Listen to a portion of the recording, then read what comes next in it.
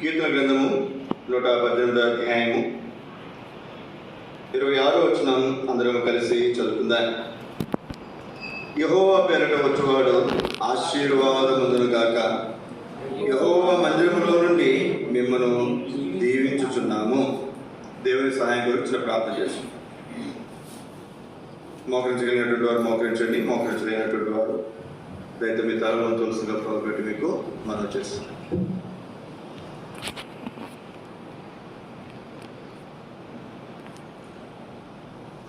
శాశ్వతమైన ప్రేమతో మమ్మలను ప్రేమిస్తూ విడువక మేడల చూపిస్తున్న పరలోకమందున్న మా పరమ తండ్రి, ఎంతైనా నమ్మదగిన దేవ, మీకే వందనములు స్తోత్రములు చెల్లించుకుంటున్నాను.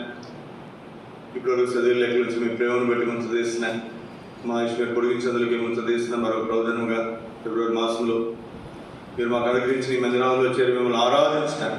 మీరు అనుగ్రహించిన ఈ దివ్యమైన తరుణాన్ని బట్టి మిమ్మల్ని ముందు చేసి ఆరాధిస్తున్నాను. మంచి దేవుడు, మంచిని అనుగ్రహించేవాడు, నమ్మదగిన దేవుడు, నమ్మదగిన సహాయకుడు, మీరు నందులకై మిమ్మల్ని స్తుతిస్తూ ఆరాధిస్తున్నాను. మా తండ్రి, మా ప్రభు, మా దేవ, ఈ సమయం కొరకే మీ సన్నిధిలో చేయడం ప్రార్థన చేస్తున్నాను తండ్రి. ఈ సమయంలో మా ఇంట్లో ఇల్లాకి మగలు మీరు ఆశీర్వదించము. నా వారి జ్ఞాపకం కోసం నా పితృలను మీ కలవరి రక్త పోషణ తెచ్చుకుంటుండగా నా ఆత్మ ప్రాణ దేహంలో మీరు కడుగు పవిత్రపరచు, పరిశుద్ధపరచము. మీ ఆత్మతో మీరు అభిషేకించు, మీ ఆత్మ స్వాతంత్రం మీరు అనుగ్రహించము. మీరు ఆత్మ కలిగి మిమ్మల్ని ఆరాధించారు, ఆత్మతో సత్యంతో ఆరాధించగలిగిన మనమని మీరు మీ ఆత్మకార్యం జరిగించి మేమందరం కూడా మిమ్మల్ని ఆత్మతో సత్యంతో ఆరాధించట్లుగా మమ్మల్ని మీరు సిద్ధపరచు.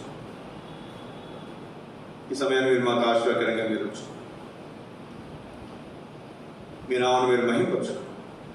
కొన్ని పాటల ద్వారా మిమ్మల్ని కీర్తించట్లో, ఆరాధించట్లో మీరు చేసే సహాయం బట్టి ముందు తీస్తూ, కొన్ని మాటల ద్వారా మిమ్మల్ని ఆరాధించట్లుగా మమ్మల్ని మా హృదయాలను సిద్ధపరచమని, పరిశుద్ధపరచమని మేలుకే జ్ఞాపకం చేసుకోమని యేసు పరిశుద్ధ నామంలో స్తుతించి ప్రార్థించి అడిగి వేడుకుంటున్నాము తండ్రి, ఆమేన్.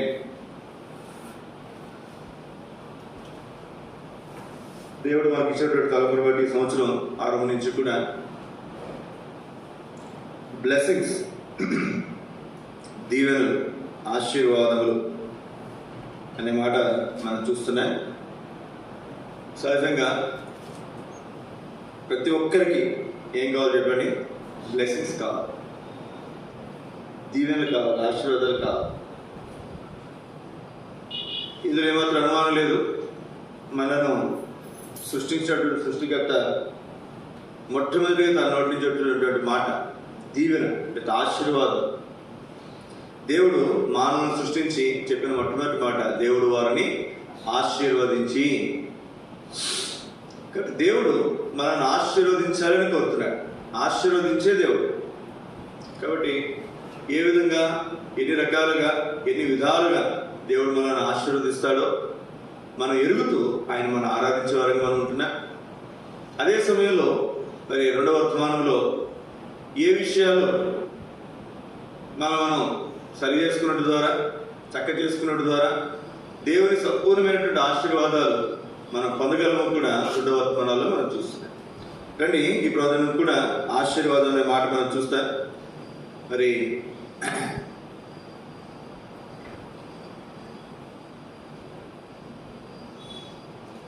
కీర్తన ముందు వరకు ఉన్నటువంటి మాటలను ఆధారం చేసుకుని మరి మనం ఈ వర్తమానం మనం వింటున్నాం. ఒక చిన్న తలంపుగా ముందుగా సామెతల గ్రంథంలో నుండి ఒక మాట మనం చదువుతున్నారండి. సామెతల గ్రంథము 3వ అధ్యాయం ఒక మాట మనం చదువుకుని మనం ముందుకు వెళ్దాం. సామెతల గ్రంథం 3వ అధ్యాయము 33వ వచనం. భక్తిహీనుల ఇంటి మీదకి యెహోవా శాపము వచ్చును, నీతిమంతుల నివాస స్థలమును ఆయన ఆశీర్వదించును. దేవుడు మనల్ని ఆశీర్వదించడం మాత్రమే కాదు, ఆయన దేన్ని ఆశీర్వదిస్తాడంట? మన నివాస స్థలములను కూడా ఆశీర్వదిస్తాడు. ఈ ఉదయకాల సమయంలో మనం గమనించాల్సినటువంటి మాట, దేవుడు ఆశీర్వదించే దేవుడు. మనలను మాత్రమే కాదు, యేసుక్రీస్తు వారి రక్తంలో కడగబడినటువంటి మనము, పరిశుద్ధపరచబడినటువంటి మనము, నీతివంతులుగా తీర్చబడినటువంటి మనము, మనలను ఆశీర్వదించడం మాత్రమే కాదు, నీతిమంతుల నివాస స్థలములను ఆయన ఆశీర్వదించును. నీతిమంతుల నివాస స్థలమును కూడా ఏం చేస్తాడంటే ఆయన ఆశీర్వదిస్తాడు. రండి, 2వ తలంపులో మీకు జ్ఞాపకం చేస్తాను నేను. ద్వితీయోపదేశకాండం 28వ అధ్యాయం. ద్వితీయోపదేశకాండము 28వ అధ్యాయం చదవండి. 8వ వచనం.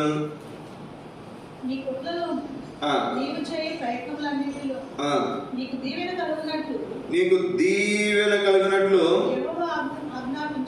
యెహోవా ఆజ్ఞాపించును. నీ దేవుడైన యెహోవా నీకిచ్చుతున్న దేశంలో ఆయన నిన్ను ఆశీర్వదించును. నీకిచ్చుచున్న, ఈ మాట మనం ఆలోచన చేస్తే ఎన్నో ఇచ్చాడు, ఇస్తున్నాడు, ఇవ్వబోతున్నాడు. కాబట్టి మనకి ఇవ్వబోయే ప్రతి దానిలో కూడా, ఇచ్చిన దానిలో, ఇస్తున్న దానిలో, ఇవ్వబోతున్నటువంటి దానిలో దేవుడు ఏం చేస్తాడంట? ఆయన నిన్ను ఆశీర్వదించును. ఇది చాలా ప్రాముఖ్యమైనటువంటి మాట. ఇక్కడ కొంచెం ఇదే వచనంలో కొంచెం వెనక్కి వస్తే చూడండి, యెహోవా నీకిచ్చుచున్న దేశం అనే మాటలో మీకేదో అవసరం అని పెట్టుకున్నాడు. యెహోవా నీకిచ్చుచున్న దానిలో యెహోవా నిన్ను ఆశీర్వదించును. ఒకవేళ నీకు ఇచ్చే ఉద్యోగంలో కావచ్చు, నీకు ఇచ్చే మరి నూతనమైన సంగతులు కావచ్చు, లేదా నీ బిడ్డల జీవితంలో చేసే కార్యాల్లో కావచ్చు, నీ వ్యక్తిగత జీవితంలో కావచ్చు, నీ కుటుంబ జీవితంలో కావచ్చు, ఎందులైనా కావచ్చు, లేదా మన మందిరం పక్షంగా మరి మన మందిరానికి దేవుడు అనుగ్రహించే సంగతులు కావచ్చు. వీటిలో యెహోవా ఇచ్చు, ఈ మాట గుర్తుపెట్టారు. కొన్నిసార్లు ఎలా ఉంటుందంటే, మనం తెచ్చుకుంటా, దేవా దీన్ని ఆశీర్వదించండి, మనం తెచ్చుకుని, మనం అనుకుని, మనం చేసుకుని దేవ ఆశీర్వదించండి. ఆశీర్వదిస్తాడా? కొన్నిసార్లు ఆశీర్వదించవచ్చు, కొన్నిసార్లు ఆశీర్వదించకపోవచ్చు. అయితే ఇక్కడ రాయబడినటువంటి మాట, యెహోవా నీకిచ్చు దానిలో ఆయనను ఆశీర్వదించును. అది దేశం అనుకోండి. ఇక్కడ ఇశ్రాయేలు ప్రజలు వారికి ఒక నూతనమైనటువంటి దేశాన్ని, కనాను దేశాన్ని దేవుడు వారికి స్వాస్థ్యంగా ఇచ్చాడు. కాబట్టి అందుకే అక్కడ దేశం అనే మాట మనం చూస్తాం. కాబట్టి మన జీవితంలో కూడా దేవుడు మనకి ఇచ్చే వాటిల్లో దేవుడు ఏం చేస్తాడంటే ఆశీర్వదిస్తాడు. కొంచెం మనం ముందుకెళ్తే ఇక్కడే 11-12 వచ్చిన నీకిచ్చదనని నీ పితరులతో ప్రమాణం చేసిన,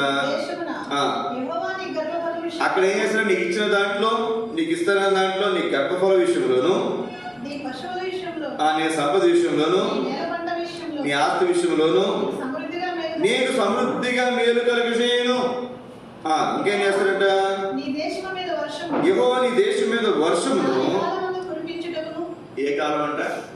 నువ్వు నేను అనుకున్న కాలంలో కాదు, దాని కాలమందు కురిపించుటకును, నీవు చేయు కార్యమంతటిని ఆశీర్వదించుటకును. ఏంటండి ఏం తెలుస్తారంట? ఆకాశమును తన మంచి ధననిధిని తెరుచును. ఇక్కడ మీరు జాగ్రత్తగా ఆలోచన చేయండి. ఒక సంవత్సరం 2018 అనుకుంటాను, అదే 17-18, 37 రాత్రి వాగ్దానం తీసుకోవడానికి, డిసెంబర్ 37 రాత్రి వాగ్దానం తీసుకోవడానికి నుంచున్నప్పుడు వాగ్దానం ఇక్కడే ఉన్నాయి. వాగ్దానం అందించినప్పుడు ఆ వాగ్దానం కనపడుతుందా?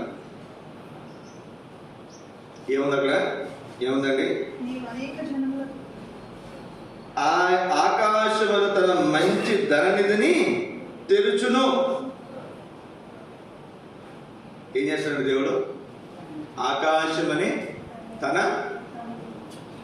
అంతేనా? చూడండి, ఆకాశమని తన మంచి ధననిధి గుర్తుపెట్టుకున్నాండి. మంచి ధనం ఉంది, చెడ్డధనం కూడా ఉందట. మంచి ధననిధి అంటే అంత ఆశ్చర్యం. ఆ మాట చూస్తే భలే వాగ్దానం ఇచ్చాడు ఈ సంవత్సరం అనుకున్నాను నేను. తర్వాత వెళ్తే ఒక అంకుల్కి వచ్చింది ఆ సంవత్సరం వాగ్దానం. వాళ్ళ కుమార్తె వివాహ విషయంలో ఎంతో మరి ఆర్థికపరమైన కొరతలు ఉన్నాయి. ఆ సంవత్సరం వారికి దగ్గర 25-30 లక్షల చేతులు వారిని. ఆ సంవత్సరం నా జీవితంలో కూడా దగ్గర 40-45 లక్షల చేతులు వారి కళ్ళారా చూసారు ఆ సంవత్సరం. దేవుడు చెప్పే దేవుడు మాత్రమే కాదు, చెప్పి చేసే దేవుడు. ఆకాశమును తన మంచి ధననిధిని దేనికోసం తెలుస్తాడంట, అది మనం గమనించాలి. ఎందుకు మనం ఆరాధించాలి ఆయన్ని? 12 వచ్చినాము. యెహోవా నీ దేశం మీద వర్షము దాని కాలం ముందు కురిపించుటకును నీవు చేయు కార్యమంతటిని ఆశీర్వదించుటకు. మనం చేసే కార్యములు దేవుడు ఆశీర్వదించాలి అంటే మనకేం కావాలి చెప్పండి? నువ్వు ఏం చేయాలని ఏం కావాలి చెప్పండి? డబ్బు కావాల్సింది. ఏం చేయాలని డబ్బు కావాల్సింది. మన వ్యక్తిగత అవసరాలకి డబ్బు కావాలి, పిల్లలకి కావాలి, కుటుంబానికి కావాలి, సంఘానికి కావాలి. దగ్గర మందిలో పనులు జరుగుతున్నాయి. పనులకి దేనికైనా సరే ఏం కావాలి? డబ్బు లేకుండా ఏం జరగదు. అయితే దేవుడు ఇచ్చినటువంటి శ్రేష్టమైనటువంటి మాట, శ్రేష్టమైనటువంటి వాగ్దానం. వాగ్దానమే కాదు, దేవుడు చెప్పి నెరవేర్చేవాడు. ఇక్కడ రాబినటువంటి మాట, నీవు చేయు కార్యమంతటిని ఆశీర్వదించుటకును ఆకాశమును తన మంచి ధననిధిని తెలుసు. చూడండి, మరి ఇప్పుడు ఇశ్రాయేలు ప్రజలు ఐగుప్తు విడిచిపెట్టారు, అరణ్యంలో ఉన్నారు. ఇప్పుడు కనాను దేశం అడుగు పెట్టబోతున్నారు. కనాను దేశం అడుగు పెట్టినట్టు ఏం చేయాలి చెప్పిన వాళ్ళకి ఏం కావాలి అండి? ఆహారం కావాలి, తినడానికి ఆహారం కావాలి. ఆహారానికి మంచి సదుపాయం ఇచ్చాడు దేవుడు. ఈ సంవత్సరం దాని అంతా అదే వచ్చి పట్టు పెట్టి తింటారు. ఆ తర్వాత దాని నుంచి వచ్చి పట్టు తింటారు. తర్వాత మీరు విత్తనం నాటి తింటారు. ఎంత చక్కటి సదుపాయం. ఆహారం తినడానికే నాకు పోషకాలు ఇవన్నీ అవసరమే. ఆ తర్వాత ముందు మూడు ముఖ్యమైనటువంటి సంగతులు ఉన్నాయంట. కూడు, గుడ్డ, నీడ కదండి పెద్దలు చెబుతారు. 3 కూడు తినడానికి, తర్వాత గుడ్డ కట్టుకోవడానికి బట్టలు, 3వది ఉండటానికి నివాసం. మరి నివాసం కావాలంటే ఇల్లు కట్టుకోవాలంటే మాట్లాడాలి ఏమండి? ఇల్లు కట్టుకోవాలంటారు, అమ్మో అప్పుడైతే కట్టాం కానీ ఇప్పుడైతే కట్టలేమంటారు. కానీ ఇప్పుడు కట్టుకుంటారు చాలా మంది.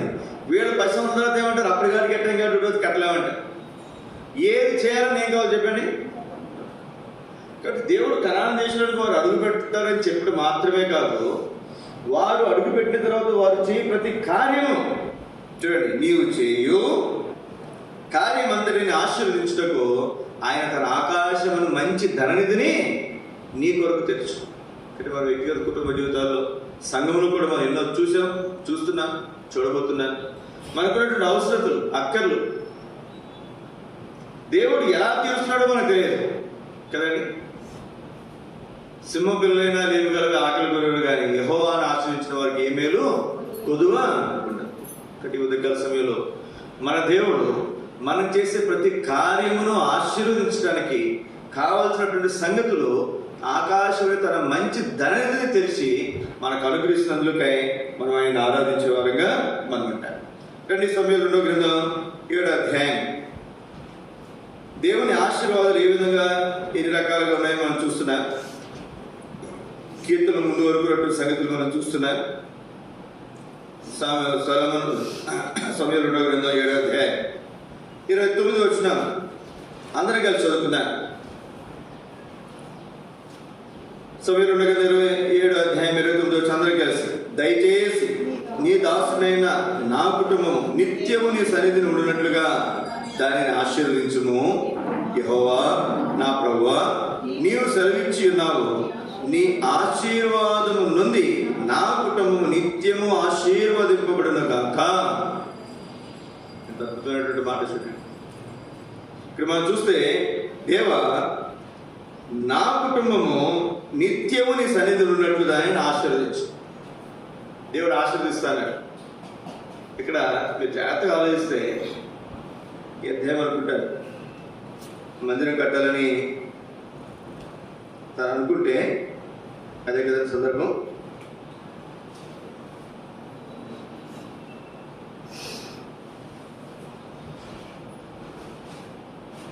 7వ అధ్యాయం, సమయం 2వ గ్రంథం 7వ అధ్యాయము 2వ వచనం. మొదటి వచనంలో తాను రాజు అయిన తర్వాత మొదటి 2వ వచనం చదవండి. యెహోవా నలుదిక్కుల అతని శత్రువుల మీద అతనికి విజయమిచ్చి అతనికి నెమ్మది కలుగజేసిన తరువాత రాజు తన నగరియందు కాపురముండి నాతానును ప్రవక్తను పిలువనంపి, నేను దేవాదారు రాళ్ళతో కట్టిన నగరియందు నివాసం చేస్తుండగా దేవుని మందసము డేరాలో నిలిచి అయ్యా ఇదేందయ్యా, నేనేమో దేవదారు ప్రాణులతో కట్టుకున్నటువంటి అంతఃపురం నివాసం చేస్తున్నాను. రాజు అంతఃపురం అంటే చెప్పండి, ఈ మధ్యన ఢిల్లీలో ఎలక్షన్స్ జరిగింది. Aam Aadmi party Kejriwal CM. నాకు అసలు సామాన్యమైనటువంటి జీవితం చాలు, నాకు లగ్జరియస్ లైఫ్ అవసరం లేదు, మేము అవినీతి నిర్మూలన చేస్తామని చెప్పి సిద్ధాంతంతో ముందుకు వచ్చారు. కానీ మొన్న ఎలక్షన్స్లో ఆపోజిషన్ పార్టీ వాళ్ళకు ఒక మంచి ఆయుధం దొరికింది. ఏంటి ఆయుధం? సీఎం నివాస స్థలాన్ని ఎప్పుడుదో చాలా కాలం క్రితం ఉండిపోయినటువంటి ఆ ఇంటిని బాగు చేయడానికి ఎన్ని కోట్లు ఖర్చు పెట్టాడండి? సుమారుగా 400 కోట్లు ఎన్నో కోట్లు ఖర్చు పెట్టాడండి. 400 కోట్లు. ఇతనేమో సామాన్యమైనటువంటి జీవితం కలిగి ఉంటానన్నాడు. మరి ప్రజల యొక్క డబ్బు ఎన్ని కోట్లు వృధా చేశాడు? 400 కోట్లు వృధా చేశాడు అని చెప్పి ఆపోజిషన్ టీం వాళ్ళు బాగా ఆ అంశాన్ని వాళ్ళు వాడుతారు. ఒక సీఎం నివాసం కోసమే ఎంత అంటే ఎన్ని కోట్లు అంటే 400 కోట్లు అంటే ఆశ్చర్యం చూడండి.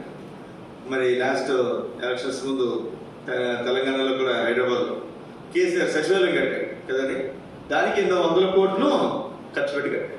100 కోట్లు. నూనె ఇల్లు కట్టుకోవాలంటే ఎంత పెట్టి కట్టుకుంటే చెప్పండి? 10 లక్షలు లేకపోతే 20 లక్షలు లేకపోతే 30 లక్షలు. నాకు తెలిసి 30 లక్షల నుంచి మనం ఎవరో కూడా కట్టుకోవడానికి సాహసం చెయ్యం, అవసరం లేదు మనకి. అసలు 20 లక్షలు పెడితేనే మంచి హౌస్ వస్తుంది. ఇంకా లగ్జరీస్కి కావాలంటే ఇంకెంత అవుతుందండి? ఈ మధ్య నాకు కూడా కట్టింది ఇల్లు, అక్కడ అడగాలి మనం. మా అయితే ఒక 20-25 లక్షలు అంతే చాలు. ₹1 కోటి అవుతా. ఇక్కడ ₹1 కోటి కదంట, 100 కోట్లు. 100. ఇప్పుడు సీఎంలు ఎట్లా ఉన్నారో ఆ రోజులు రాజులు కూడా అట్లాగే ఉంటారు. ఇప్పుడు అట్లాంటి భవంతులో ఎవరన్నా చెప్పండి? దావీదు ఉన్నాడు. తాను కట్టలా, తాను ఏమీ ప్రయాసపడలా, కానీ అట్లాంటి భవంతులోనికి దావీదు వచ్చాడు. ఇప్పుడు తాను అనుకున్నాడు, నేనేమో దేవదారు ప్రాణులతో కట్టినటువంటి దాంట్లో నివాసం చేస్తున్నాను. ఏముందంటే దేవుని మందిరం ఎక్కడుందంటే దేవుని మందసం, దేవుని మందసము డేరాలో ఉంది. ఒక గుడారంలో ఉంది, ఒక డేరాలో ఉంది. ఇదేంటిది అని తను అనుకుంటే దేవుడు ఏమన్నాడు చెప్పండి? దావీదు మంచోడు అయ్యా, నువ్వు కాకపోతే నాకు ఇల్లు ఎవరు కడతాడు, మందిరం ఎవరు కడతాడు, నువ్వు మంచోడు అన్నాడా? నో. ఆయన నీతిగల న్యాయాధిపతి. ఆయన ఏం చేశాడంటే, నువ్వు రక్తం ఎక్కువకి ఇచ్చావు కాబట్టి నీ తర్వాత నీ కత్తును కొట్టుకుపోయే కుమారుడు సమాధానం కత్తుకుంటాడు, సొలొమోను అతని పేరు, అతను నాకు మందిరాన్ని కడతాడు చెప్పాడు. తర్వాత రెండో విషయం ఒకటి ఏమన్నాడు? అతను మందిరాన్ని కడతాడని చెప్పాడు. రెండోది ఏమన్నాడు? నీ సింహాసనం మీద నీ కుమారులు ఒకడు ఉండకుండా మానడు అని చెప్పాడు. ఇప్పుడు జాగ్రత్తగా ఆలోచించేయండి. ఇప్పుడు నేనే ఉన్నాను, నేనే దావీదుని. నాకు ఇచ్చిన వాగ్దానం ఏంటి? దావీదు నీ కొడుకు నీ తర్వాత సింహాసనం మీద ఉంటాడు, అతని కొడుకు అతని తర్వాత సింహాసనం మీద ఉంటాడు, నీ కొడుకు మందిరం కడతాడు. ఇంతవరకు బాగుంది. కానీ దావీదు యొక్క ప్రార్థన చూడండి ఎంత అద్భుతంగా ఉంటుందో. చూడండి, మళ్ళీ ఒకసారి మాట 29 వచ్చినాం. ఏమని ప్రార్థన చేయాలి చూడండి, 29 వచ్చినాం. దయచేసి నీ దాసుడైన నా కుటుంబమును నిత్యము ఇదేంటిది? ఏమని ప్రార్థన చేయాలి? ఏమని ఆశపడాలి? అయ్యా నువ్వు చెప్పావు కదా, నా తర్వాత నా కొడుకు రాజు అవుతాడు అన్నావు కదా, నిత్యము నా కుటుంబంలో కూడా రాజుగా ఉన్నట్లుగా నువ్వు ఆశీర్వదించు అన్నాడా? ఏమండి, మనమైతే ఏం చేస్తాం చెప్పండి? దేవుడు ఎంతగా చెప్పింది, అయ్యా నువ్వు ఆశీర్వదించు, నా కుటుంబంలో ప్రతి తరం ఎలా ఉండాలి? ఒకడు రాజు ఉన్నారు. అది మన ఆలోచన. చూడండి, దావీదు యొక్క మనసు చూడండి. నీ సన్నిధి, నా కుటుంబం ఎక్కడ ఉండాలంట? నా కుటుంబం నిత్యము అంటే నీ సన్నిధిలో ఉంటే గుర్తుపెట్టుకోండి మాట, దేవుని సన్నిధిలో కనుక ఉంటే సింహాసనం పోదు. సింహాసనం గురించి ప్రాకాడాల్సిన అవసరం లేదు, పోరాడాల్సిన అవసరం లేదు, దాని గురించి ఏమి ప్రయాసపడాల్సిన అవసరము లేదు. ఎక్కడుంటే చాలు దేవుని సన్నిధి. అందుకే దావీదు రాజు అయిన తర్వాత కూడా జనులు నా ఎదురుకు వచ్చి ఏమంటే సంతోషం ఉంటుంది అతనికి, యెహోవా మందిరంలోకి వెళుదామని జనులు నాతో అంటే ఎంత ఆశ్చర్యం. ఇన్ని పనులుంటాయి రాజుకి, ఎన్ని బాధ్యతలు ఉంటాయి. మనం ఏదైనా ఎవరైనా పిలిచామనుకోండి, అమ్మా అయ్యా రండి అయ్యా ఏదైనా నా అనుకోండి అన్న నాకు కొంచెం పని ఉందని సాయంత్రం వస్తలేదు రేపు వస్తాను. అంటే మన సామాన్యమైన ప్రజలకే మనకి ఇన్ని పనులు బాధ్యతలు ఉంటే రాజు ఎన్ని సంగతులు, ఎన్ని బాధ్యతలు. యెహోవా మందిరంలోకి వెళుదామని జనులు నాతో అయినప్పుడు నేను ఆలోచించుని. ఇక్కడ చూడండి, ఇక్కడ దావీదు మనసు ఏంటి, తాను దేవుని సన్నిధిలో ఉన్నట్టు మాత్రమే కాదు, ఏంటంటే నా కుటుంబము నిత్యము నీ సన్నిధి ఉన్నట్లుగా దాన్ని ఆశీర్వదించుము. యెహోవా నా ప్రభువా నీవు సెలవిచ్చున్నావు, నీ ఆశీర్వాదము నుండి నా కుటుంబం నిత్యము ఆశీర్వదింపబడును గాక. ఎంత చక్కటి మాట్లాడు. మనం కూడా ప్రార్థన చేస్తాం కదండి. మనం కూడా ఏం చేస్తాం చెప్పండి, అయ్యా నా బిడ్డలను ఆశీర్వదించు, నన్ను ఆశీర్వదించు, నా కుటుంబాన్ని ఆశీర్వదించు అంటేవే కానీ నన్ను నీ సన్నిధిలో ఉన్నట్లుగా ఆశీర్వదించు, నా కుటుంబం నీ సన్నిధిలో ఉన్నట్లుగా ఆశీర్వదించు అని అడుగుతామా? తక్కువ. అయ్యో వాడు మందిరానికి వెళ్ళట్లేదు, మందిరానికి వెళ్ళేలా చేయాలంటాం అంతే. ఏదో నెట్టుతాం మన ఊరినే, వాడికి బలవంతంగా వాడికి ఇష్టం లేదు మనం నెట్టడానికి ప్రయత్నం చేస్తాం. దావీదు కాస్ట్ చూడండి, అయ్యా నా కుటుంబం ఎక్కడుండాలి, నిత్యము ఇది ఆశీర్వాదం. యాకోబు జీవితంలో కూడా మనం చూస్తాను, సోదర సోదరి అన్నీ ఉన్నాయి తనకి.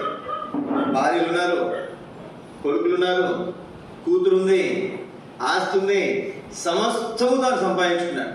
ఇంకా తన అన్నకు కానుకగానే చాలా ఇచ్చాడట కదండి. అంత ఇచ్చి తనకు అర్థమైంది ఇది కాదు ఆశీర్వాదం. ఏది ఆశీర్వాదము? దేవుని సన్నిధిలో ఉండుట. ఆయన అందరినీ తోలేసి అందరినీ పంపించేసి తను ఒక్కడే మిగిలి ఏం చేశాడు చెప్పండి? అప్పుడు అడుగుతాడు, దేవా దేవా నీవు ఆశీర్వదిస్తే తప్ప నేను నిన్ను విడిచిపెట్టాను. ఎంత ఆశ్చర్యం వచ్చాడు.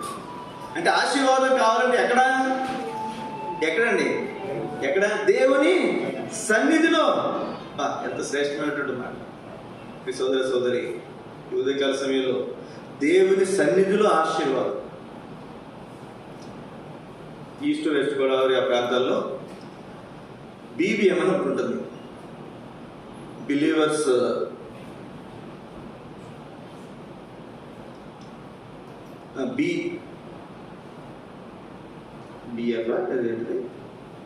బిలీవర్స్ మిషన్ కాదు, బైబిల్ మిషన్ వేరు, అదేమో బిలీవర్స్ ఫెలోషిప్ మిషన్ ఏదో ఉంటుంది. బిలీవర్స్ మిషన్ ఏదో ఉంటుంది సహవాసు ఆర్టీడు కేంద్రం. కొంత అక్కడికి మా కజిన్ సిస్టర్ వాళ్ళ ఫ్యామిలీ అక్కడికి వెళ్తారు. మనం ప్రార్థనకి వెళ్తామంటాం కదా, వాళ్ళు ఏమంటారు తెలుసా చెప్పండి? బాగా ఏంటంటే సన్నిధికి వెళ్ళి వచ్చారు. ఎక్కడికి వెళ్ళి వచ్చారంటే సన్నిధికి వెళ్ళి వచ్చారు. ఏమండి? దేవదాస్ సాయి గారిది కూడా అదే. తర్వాత బిలీవర్స్ మిషన్ కూడా వాళ్ళు కూడా అదే విధానం. ఒక లక్ష బయటకు వచ్చారేమో. ఇక్కడ రాయబడినటువంటి మాట ఏంటంటే మనమైతే మనం ఏమంటే చెప్పండి, మందిరానికి వెళ్తున్నాం, లేదా ఆరాధనకి వెళ్తున్నాం, లేదా ప్రార్థనకి వెళ్తున్నాం, ఈ పదాలు ఉపయోగిస్తాను. వాళ్ళు ఉపయోగించిన మాట అమ్మా ఎక్కడికి వెళ్ళారంటే అన్నప్పుడే సన్నిధి నుంచి వస్తున్నా అన్నారు. నాకు అర్థం కాలేదు సన్నిధి అంటే ఫస్ట్లో నాకు అర్థం కాదు. మన ఇక్కడికి వచ్చాం, ఇద్దరు ముగ్గురు ఎక్కడ కూడి ఉంటారు అక్కడ దేవుని సన్నిధి వారి మధ్యలో. జ్ఞాపకం పెట్టుకున్నప్పుడు సోదర సోదరి, ఇది నిజమైనటువంటి ఆశీర్వాదం. నిజంగా మన జీవితాల్లో మన కుటుంబాల్లో కూడా ఈ మాట దేవుడు నెరవేర్చును గాక. ఏంటిది? నీవు సెలవిచ్చున్నావు, నీ ఆశీర్వాదం నుండి నా కుటుంబం నిత్యము నీ సన్నిధిని ఉన్నట్లుగా దానిని ఆశీర్వదించు. నీ సన్నిధిలో ఉన్నట్లుగా.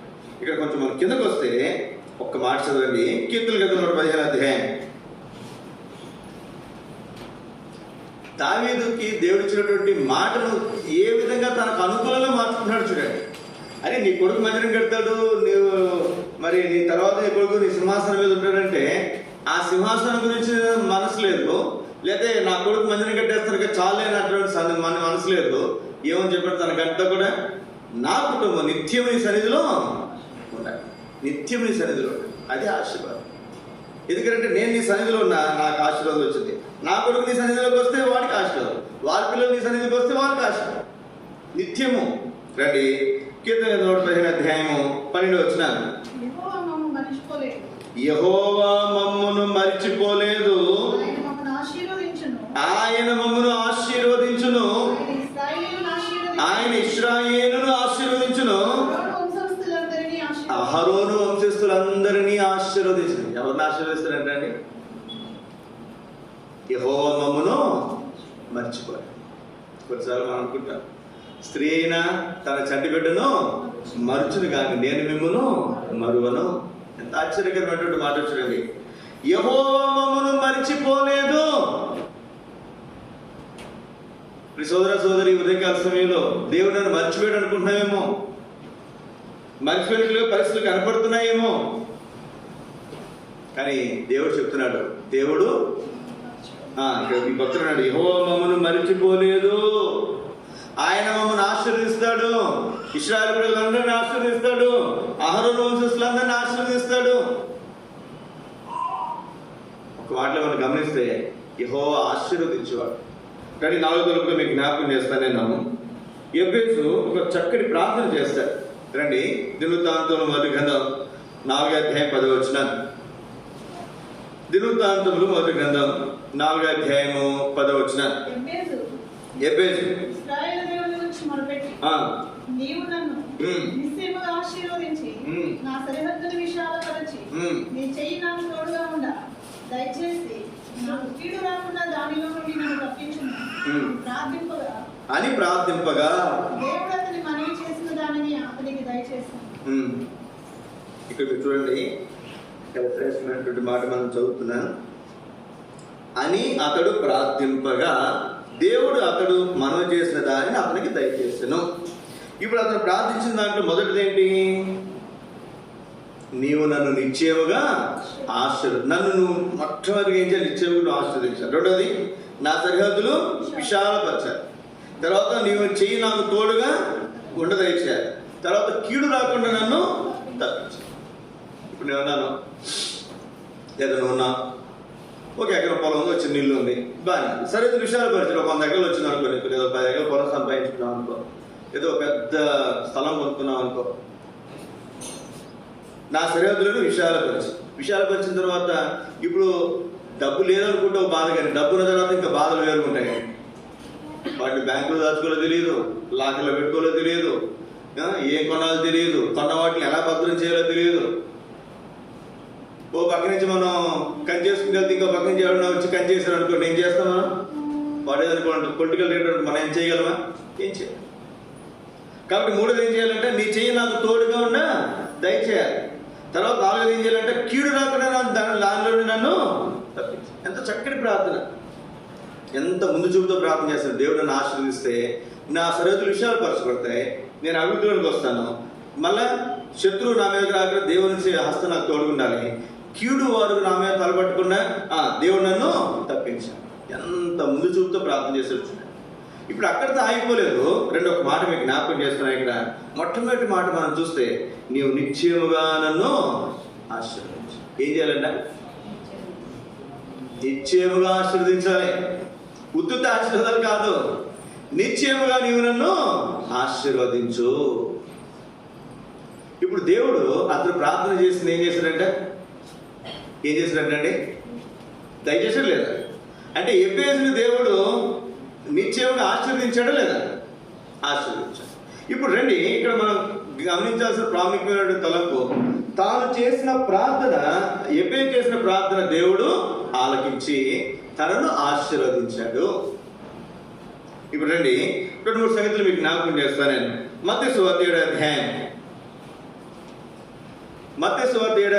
11వ. మత్తయి సువార్త 7:11. మీ పిల్లలకు మంచినీళ్లను ఎరిగి ఉండగా పరలోకమందున్న మీ తండ్రి తనను అడుగు వారికి అంతకంటే ఎంతో నిశ్చయముగా అంతకంటే ఎంతో నిశ్చయముగా ఈవులని ఇచ్చెను. ఏమిస్తారంటండి? మంచి ఈవులు. మనం అడిగినప్పుడు దేవుడు ఏం చేస్తాడంట? మరి నిశ్చయముగా, ఈ మాట గుర్తుపెట్టండి, మరి నిశ్చయముగా మంచి ఈవులు అనుగ్రహించాడు. ఇక్కడ ఈ ఉదయకాల సమయంలో మనం గమనించాల్సినటువంటి మాట, ఎబ్బేజుకు మాత్రమే కాదు, తనను అడుగు వారికి, ఎవరైనా సరే. రండి, కీర్తనల గ్రంథం 21వ అధ్యాయం 4వ వచనం. కీర్తనల గ్రంథం 21వ అధ్యాయం 4వ వచనం. ఆయుష్ నిమ్మని అతను నిన్ను వరమడుగగా ఏమడిగారంటండి? ఆయుష్ అడిగారంట. మీరు అడగండి, అడిగి చూడండి ఒకసారి. ఇంకా 5 సంవత్సరాలు అయ్యాయా, ఇంకో 10 సంవత్సరాలు అయ్యాయా? ఇస్తాడా? ఇస్తాడా? చదవండి, ఏమన్నాడు అక్కడ? నీవు దానిని అతనికి అనుగ్రహించి ఉన్నావు. ఆయుష్ అడిగాడు, కానీ ఏమి ఇచ్చాడంట? సదాకాలం నిలుచు దీర్ఘాయువు నీవు దయచేసి ఉన్నావు. సోదర సోదరి, ఉదయకాల సమయంలో మనం గమనించాల్సినటువంటి ప్రాముఖ్యమైనటువంటి మాట, మనము అడిగిన దానికంటే, ఊహించిన దానికంటే అత్యధికంగా దేవుడు దయచేస్తాడు. ఏమడిగాడంట? ఆయుష్ మాట. అయ్యా కొంతకాలం బతికించయ్యా. దేవుడు ఏమి ఇచ్చాడంటే, కొంచెం అనుకుంటే దీర్ఘాయువు ఇచ్చాడు. అంటే కొంచెము, అడిగిన దానికంటే, ఊహించిన దానికంటే అత్యధికంగా దయచేయటకు మన దేవుడు శక్తి గలవాడు. కీర్తన గ్రంథం 66వ అధ్యాయంలో మార్చదండి, 66, 19, 20 వచనాలు. నిశ్చయముగా దేవుడు నా మనవి అంగీకరించి ఉన్నాడు, ఆలకించాడు. దేవుడు నా ప్రార్థన త్రోసివేయలేదు,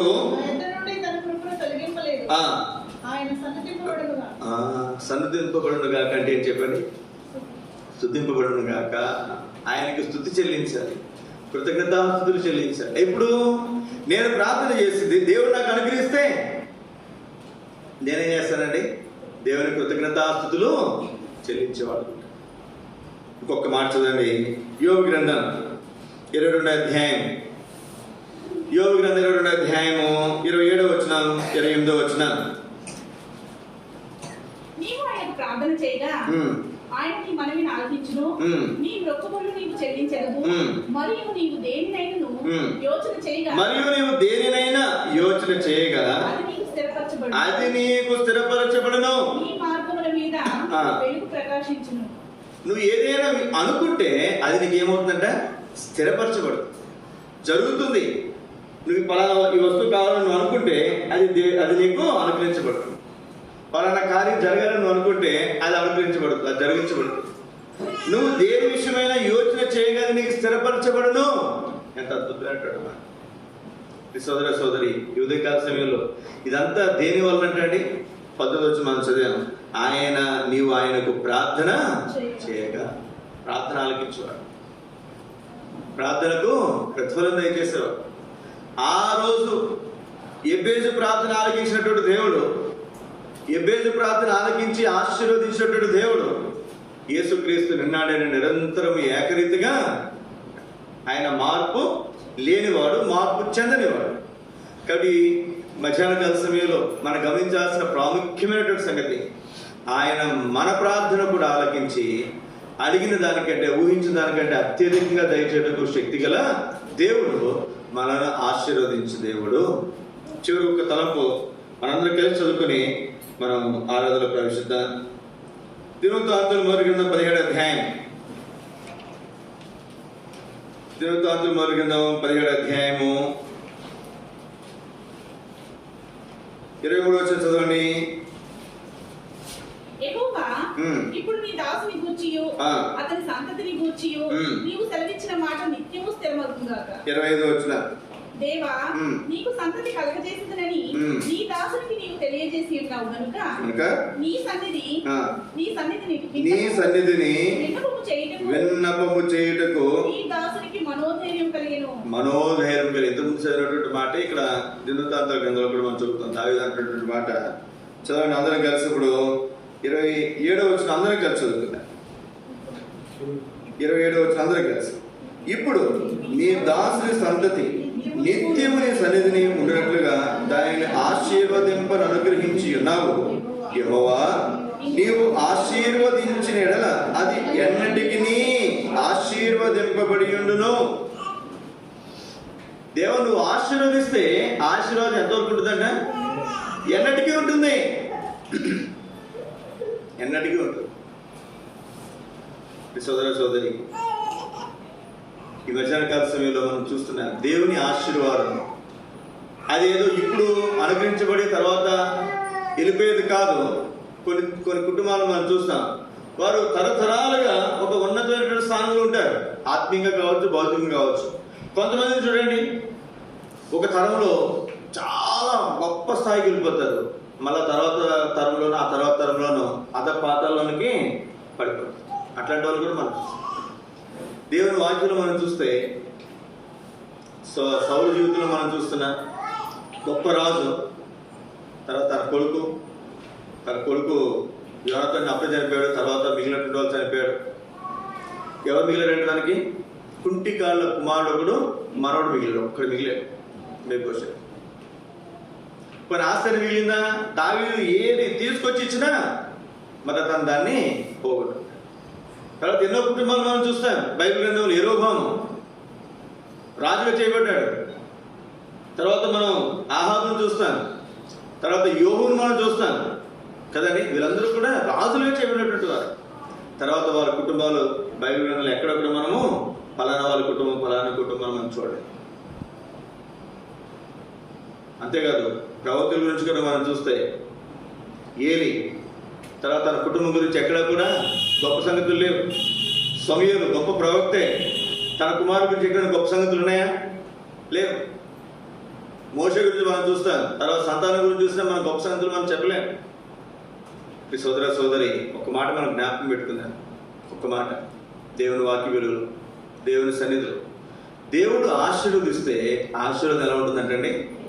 ఎన్నటెన్నటికి ఉంటుంది.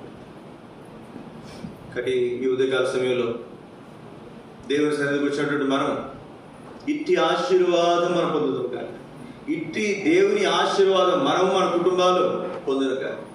దేవుని ఆశీర్వాదం ఏంటంటే మన చదువుతాం చూడండి. అప్పుడు నీ దాసుని సంతతి నిత్యం నీ సన్నిధి ఉన్నట్లుగా దానిని ఆశీర్వదింపబడి అనుగ్రహించి ఉన్నావు యెహోవా.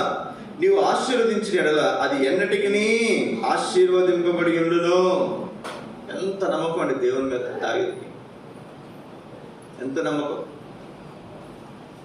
ప్రతి ఉదయకాల సమయంలో దేవుని ఆశీర్వాదం ఆయన ఎన్నటన్నిటికీ ఉంటుంది. ఈ ఆశీర్వాదము దేవుడు అనుగ్రహించేవాడు. ఎవరు అనుగ్రహించేవాడు చెప్పండి? దేవుడు అనుగ్రహించేవాడు. ఈయన ఆశీర్వదించే దేవుడు. 5 సంగతులు మీకు జ్ఞాపకం చేస్తాను నేను. ఒకటి, ఆయన ఆశీర్వదించేవాడు. ఏం ఆశీర్వదిస్తాడు? ఆయన నీతిమంతుల నివాస స్థలములను ఆయన ఆశీర్వదిస్తాడు. రెండవది, మనం చేయు కార్యములన్నింటినీ కూడా దేవుడు ఆశీర్వదిస్తాడు. దాని కొరకు ఆకాశమైన తన మంచి ధననిధిని అయినా తెరిచేవాడు ఉంటాడు. మూడవదిగా, నీ ఆశీర్వాదం నుండి నా కుటుంబము నిత్యము ఆశీర్వదించబడును గాక. తన ఆశ ఎక్కడుండాలి? సింహాసనం మీద కాదు. ఎక్కడుండాలి నా కుటుంబం? నీ సన్నిధిలో. ఎందుకంటే దేవుని సన్నిధిలో ఏమన్నాయంటే సంపూర్ణ సంతోషము, నిత్య సుఖములు కాదు. నాలుగోగా మనం చూస్తూ వచ్చాం, అక్కడే యెహోవా మమ్మల్ని మర్చిపోలేదు, ఆయన మమ్మల్ని ఆశీర్వదించి. ఏబేలు చేసిన ప్రార్థన, నీవు నిశ్చయముగా నన్ను ఆశీర్వదించి అని ప్రార్థన చేయగా ఆశీర్వదించమని దేవుడు తన ప్రార్థన ఆలపించాడు. ఏబేలు ప్రార్థన మాత్రమే కాదు, నా జీవితాల్లో వ్యక్తిగతంగా మన కొరకు మనం అడిగినప్పుడు, మన కుటుంబాల కొరకు, మన బిడ్డల కొరకు మనం అడిగినప్పుడు, సంఘం కొరకు మనం అడిగినప్పుడు గొప్ప సంగతులు దేవుడు జరిగించాడు, జరిగిస్తాడు, జరిగించబోతున్నాడు. చివరికి ఒక మాట మనం చూస్తే, ఈ ఆశీర్వాదాలు ఎప్పటి వరకు ఉంటాయంట? ఎప్పటికీ ఉంటాయి. దేవుడు ఆశీర్వదిస్తే, అయ్యా నీ ఆశీర్వాదము ఎప్పటి వరకు ఉంటుందంట? ఎన్నటికి ఆశీర్వదింపబడి కట్టి దేవుని మనం కలిగి ఉన్నాం కనుక ఈ ఉదయకాల సమయంలో మనం ఆయన్ని ఆరాధించే వారంగా మనం అందరు లేచినప్పుడు పాట మనం పాడుకుంటే రండి అక్కడ తిమ్మదండి